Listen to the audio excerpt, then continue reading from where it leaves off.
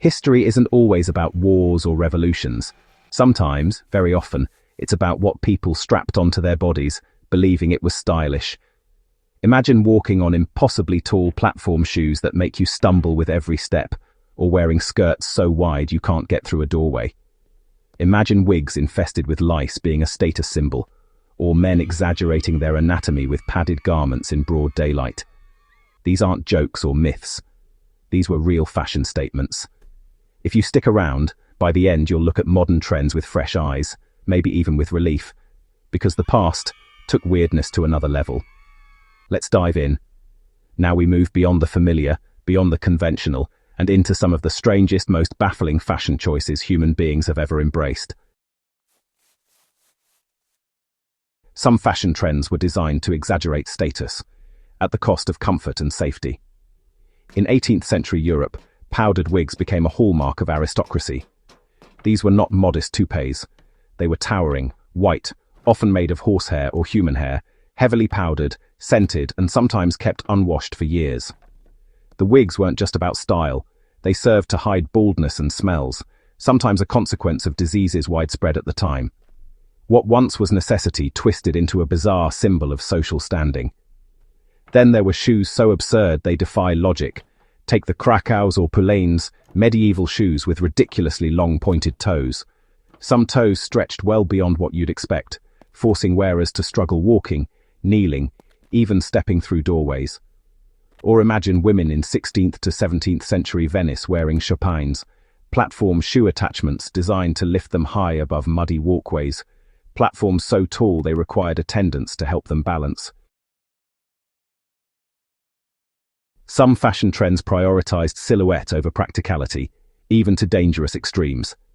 In the 19th century, wealthy women embraced the hoop skirt or crinoline, a fashion supported by frames made of whalebone, steel, or stiff materials, which made skirts balloon outward, creating a dramatically wide silhouette.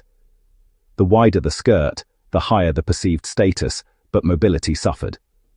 Court records and anecdotal reports suggest women had difficulty passing through doorways, sitting down, or even escaping quickly in emergencies. The crinoline became a cage masquerading as elegance. Later, in the early 20th century, a new restrictive trend emerged: the hobble skirt. Popular among fashionable women for a short time, the skirt narrowed drastically at the ankles, effectively limiting gait and forcing wearers to shuffle with tiny steps, as if their legs were bound. Some fashion critics of the time even dubbed it the speed limit skirt, mocking how it hampered movement. Some fashion trends, twisted everyday clothing into these exaggerated symbols of identity and status. And, well, men's fashion wasn't immune to the absurd, not by a long shot. During the 15th and 16th centuries, the codpiece reigned supreme. Originally, it was just a practical addition to tight trousers, but it evolved into this padded, often ornate accessory designed to accentuate masculinity.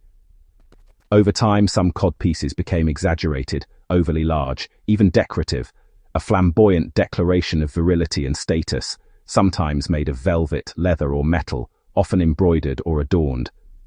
The line between practicality and flamboyant statement had long been crossed.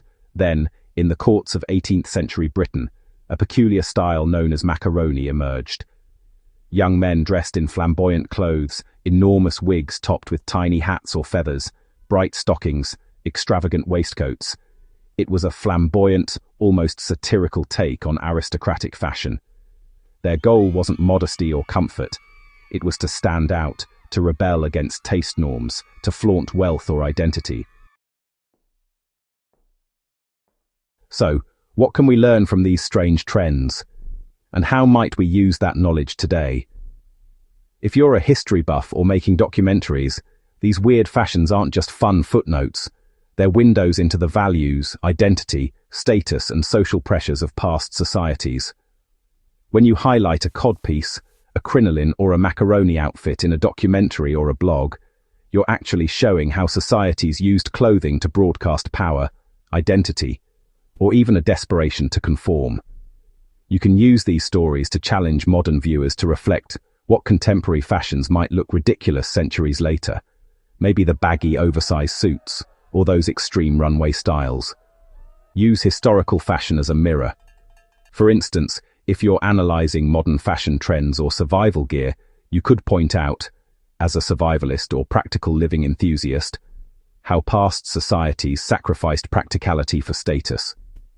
Then, you might contrast that with today's emphasis on utility, comfort, and mobility. If you're doing a history video, start with a recognizable piece, say, a 19th century hoop skirt, and then layer on context, social class, gender expectations, even social control.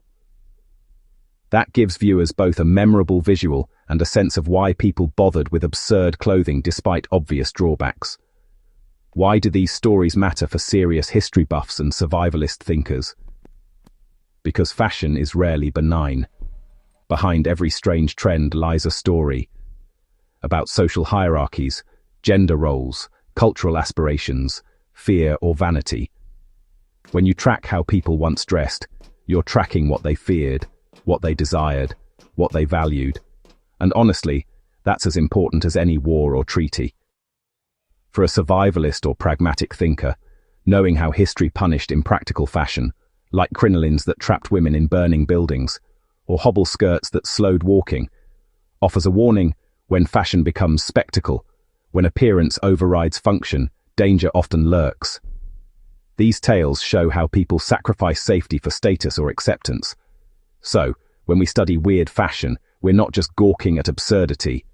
We're learning about human nature, social structure, survival, and identity. If you like this kind of deep dive into humanity's quirks, the odd, the extreme, the forgotten, let me know, and I can help you build a full outline for a YouTube video or even a multi-part series. Thanks for listening. And if you enjoyed this guide, don't forget to subscribe and share. Keep looking back. You never know what absurdities history still hides.